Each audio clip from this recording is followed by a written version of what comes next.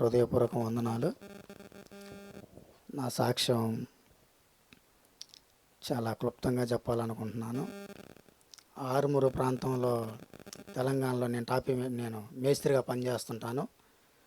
అక్కడ పనిచేస్తున్నప్పుడు నా నెంబరు మా అమ్మాయి పాస్టర్ గారికి ఇచ్చారు. నేను ఫుల్గా మందు తాగుతూ ఉంటాను అప్పుడు. అయితే సాయంకాలం 7:30 అప్పుడు వైన్ షాప్కి వెళ్ళి మందు తాగి వస్తుంటే ఫోన్ చేశాడు. ఫోన్ చేస్తుంటే ఎవరిదా కొత్త నెంబర్ అని చెప్పేసి అని ఫోన్ లేపాను. అయ్యా, నేను పీటర్ పాస్టర్ గారిని, మీ అమ్మ దగ్గర నెంబర్ తీసుకున్నాను అని అంటే, అప్పటికే తాగి ఉన్నాను ఫుల్గా. చెప్పండి పాస్టర్ గారు అన్నాను. చెప్పండి పాస్టర్ గారు అంటే ఇట్లాంటి సంగతి అని చెప్పేసి అని కొన్ని మాటలు చెప్పాడు. చెప్పి ప్రార్థన చేస్తున్నాను అయ్యా, కళ్ళు మూసుకొని అన్నాడు. నేను ట్రాఫిక్ అక్కడ ఆరుమూరు దగ్గర పెరికేట్ అని అక్కడ ట్రాఫిక్లో ఉన్నాను. పాస్టర్ గారు ఇంటికి వెళ్ళాక చేస్తానన్నాను. లేదు నాయన, ఇప్పుడే ప్రార్థన చేస్తాను అని అన్నారు. సరేనని పక్కగా నిలబడి ఈ చేతిలో సిగరెట్ ఉంది, ఫోన్ చెవి కాడ పెట్టుకొని సరే చేయండి పాస్టర్ గారు అన్నాను.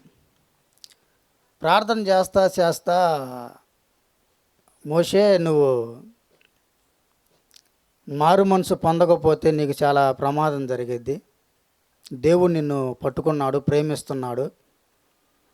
దేవుడు నిన్ను ఎంతగానో ప్రేమిస్తున్నాడు మోషే అని అన్నాడు. నేను నన్ను ప్రేమించటం ఏంది? ఈ తాగుబోతుని పెట్లి సిగరెట్లు కాల్చేవాడిని, ఉదయం మధ్యాహ్నం సాయంత్రం అనేది లేకుండా ఎప్పుడు చూసినా మందు తాగుతాను. ఇలాంటి వారిని దేవుడు ప్రేమిస్తాడా అని చెప్పేశానని అనుకొని, సరే పాస్టర్ గారు అని అనుకున్నాను. సరేనయ్యా అని అన్నాడు. నేను ఇంటికి వెళ్ళాను. ఇంటికి వెళ్ళిన కానుంచి చక్కగా స్నానం చేశాను, ఒక ముద్ద తిని పడుకున్న కానుంచి నాకు అదే గుర్తు వస్తుంది. ఏమని?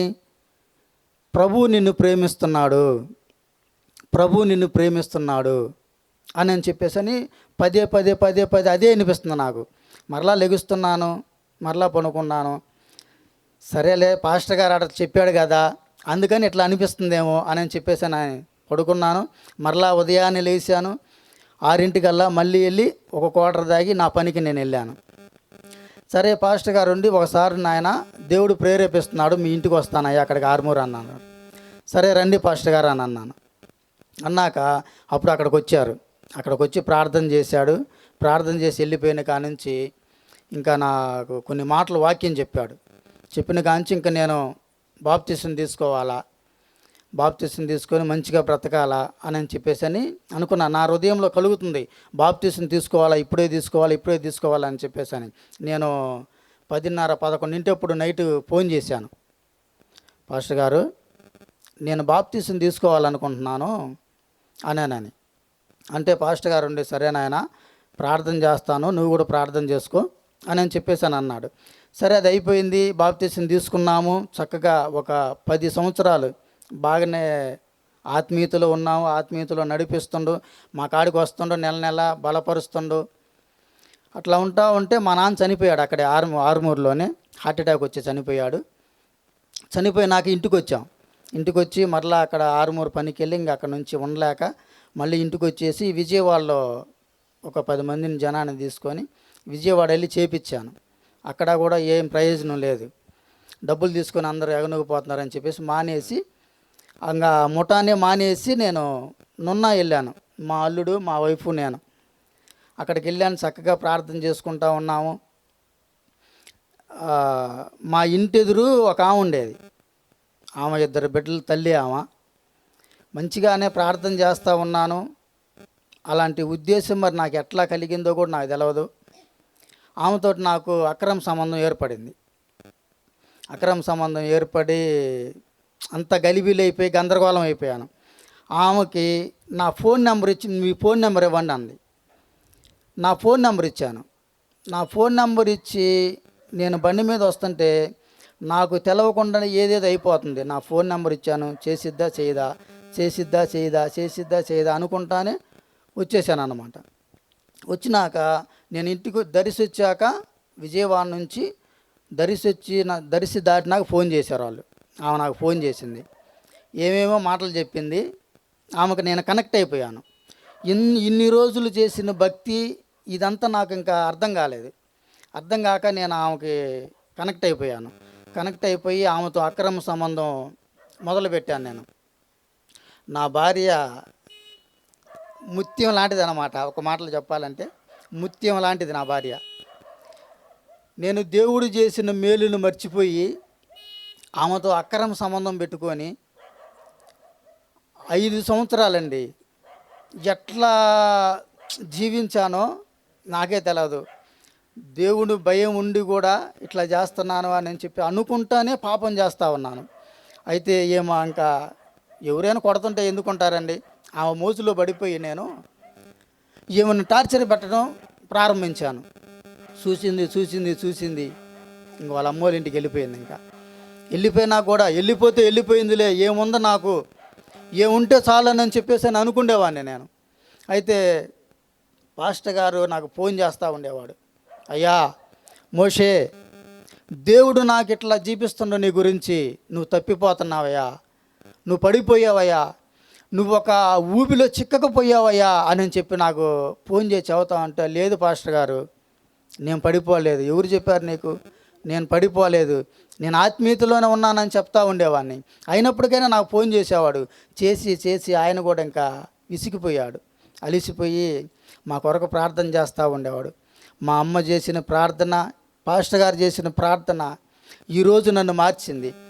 నేను ఆమె కొరకు, ఆమె నాకు ఒక మాట చెప్పింది, నేను చచ్చినా నిన్ను విడిచిపెట్టను, నువ్వు చచ్చినా నన్ను విడిచిపెట్టొద్దని చెప్పేశానండి. ఆ మాటలు ఎటుపోయినాయో ఏమో, నన్ను అసహించుకుందంగా. నువ్వు లేకపోతే నేను బ్రతకలేనని బ్లేడుతో కోసుకునేవాడిని. 2 సార్లు ఉరేసుకున్నాను, అయినా చనిపోలేదు. బ్లేడుతో ఇక్కడ కుతికి కాడ ఇక్కడ కోసుకున్నాను. ఈ చేతులన్నీ గాయాలే. అట్లు తీసే అట్ల కాడ కాల్చి ఇదంతా వాతలే, ఈ చేతులంతా వాతలే, మొత్తం వాతలు పెట్టుకునేవాడిని. నువ్వు లేకపోతే నేను బ్రతకలేను, చచ్చిపోతాననేవాడిని. మా ఆత్మీయ తండ్రి గారు చేసిన ప్రార్థన బట్టి నేను ఈరోజు ఈ విధంగా ఉన్నాను. 2 నెలలు అన్నం తినలేదండి నేను. ఎవరైనా 1 నెల 10 రోజులు అన్నం తినకపోతేనే ఉండలేరు, నీరసించిపోతారు. 2 నెలలు అన్నం తినలా. ఇట్లా నన్ను విడిచిపెట్టి వెళ్ళిపోయింది, నా భార్య దూరం అయిపోయింది, ఏమో దూరం అయిపోయిందని చెప్పి 2 నెలలు అన్నం తినలా. ఉదయం పూట ఒక ఇడ్లీన్నర తినేవాడిని. ఇంకా అదే బాధ ఉండేది లోపల. మందు ఉదయం మందు, మధ్యాహ్నం మందు, సాయంత్రం మందు. సాయంత్రం 3 బాటిల్ తెచ్చుకుంటానండి. 3 బాటిల్ తెచ్చుకొని అది తెల్లారిన దాకా తాగుతా. అక్కడ విజయవాడ నున్నాలో 3ంటికి మళ్ళీ మందు తెస్తారు, షాపు తెస్తారు, బ్లాక్లో అమ్మేది. మరలా వెళ్ళి తెచ్చుకునేవాడిని. నేను తాగే సిగరెట్టు 18 రూపాయలు, పెద్దగోల్డ్ బ్లాక్. 3-4 పెట్లు కాల్చేవాడిని. అట్లా అయిపోతున్నప్పుడు నేను ఏడ్చేవాడిని. పాస్టర్ గారు నాకు ఫోన్ చేశాడు ఒకసారి, మోషే ఇంకకైనా నువ్వు దేవుడు వైపుగా నువ్వు తిరగలేదంటే నీ పరిస్థితి అయిపోయినట్లే, ఇంకా దేవుడు చెప్తున్నాడు మారు అని అన్నప్పుడు కూడా నాకు అసలు ఇంకా ఏం అర్థం కావట్లే. ఇంకా నేను పాస్టర్ గారు ఫోన్ చేసినాక నేను ఏడ్చుకుంటూ ఉండేవాడిని. ఏడ్చుకుంటా ప్రభువా నువ్వు నన్ను క్షమిస్తూ అయ్యా, నేను ఇంత ఘోర పాపినే, వెలిగించబడి కూడా మళ్ళీ ఇలాగ తయారైపోయానే, నువ్వు నన్ను క్షమిస్తావా ప్రభువా అని అన్నప్పుడు మళ్ళీ ఈ పాస్టర్ గారు, పీటర్ పాస్టర్ గారు, మా ఆత్మీయ తండ్రి ఫోన్ చేశాడు, మోషే దేవుడు నిన్ను ప్రేమిస్తున్నాడు, నువ్వు అవన్నీ విడిచిపెట్టి అక్కడి నుంచి వచ్చేసేయి అని చెప్పేవాడు. నేను ప్రభువుతో అడిగేవాడిని, ప్రభువా నువ్వు నన్ను క్షమిస్తావా అని అడిగినప్పుడు నాతో మాట్లాడుతుండు దేవుడు, మోషే నేను నిన్ను క్షమిస్తాను, నిన్ను మరలా నా రెక్కల నీడకి, తప్పిపోయిన కుమారుడు ఏ విధంగా అయితే వెళ్ళిపోయాడో మరలా నిన్ను ఆ విధంగా నా ఇంటికి, నా సన్నిధికి నడిపిస్తానని చెప్పి అన్నాడు. అన్నాక నేను ఇంకా పాస్టర్ గారికి ఫోన్ చేశాను. పాస్టర్ గారు అందరూ విడిచిపెట్టిపోయారు, మమ్మ అనుకుంటే మమ్మ ఎంత వేదన పడేదో. నైట్ మా అమ్మకి 1 గంట 2 ఫోన్ చేసి ఫుల్గా తాగి ఏడ్చుకుంటా ఫోన్ చేసేవాడిని. మా అమ్మ కూడా ఏడ్చేది. పాస్టర్ గారికి ఫోన్ చేశాను, పాస్టర్ గారు నేను చేసిన తప్పు, మీరు వెళ్ళి మా భార్యని తీసుకురండి, నేను మారానని చెప్పండి అని చెప్పేసి పాస్టర్ గారిని పంపించాను. పాస్టర్ గారు నా కొరకు ఎంతగానో కన్నీరు గార్చారు. పాస్టమ్ గారు ఎంతగానో కన్నీరు గార్చారు. ఈరోజు నేను ఇక్కడ నిలబడానంటే కేవలం వీళ్ళ ప్రార్థన వల్లనే, నా తల్లి ప్రార్థన వల్లనే. లేకపోతే నేను 2 సార్లు ఊరేసుకున్నాను అయినా చనిపోలేదు. కుత్తిక కోసుకున్నాను అయినా చనిపోలేదు. బ్లేడు పెట్టి ఇక్కడ కోసుకుంటే మచ్చలు ఇప్పుడు కూడా ఉన్నాయి, ఒళ్ళంతా గాయాలే నాకు. అయినప్పుడు కనుక చనిపోలేదు. నేను ప్రార్థన చేసుకుంటా అట్నే తాగేవాడిని.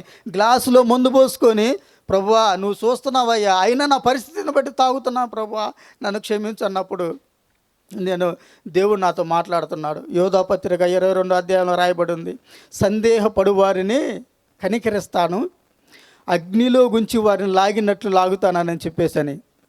అట్టి రీతిగా దేవుడు ఈరోజు నన్ను నిలబెట్టిందంటే మా ఆత్మీయ తండ్రి, మా తల్లి చేసిన ప్రార్థనలు బట్టే ఈరోజు నన్ను ఇటు నిలబడింది.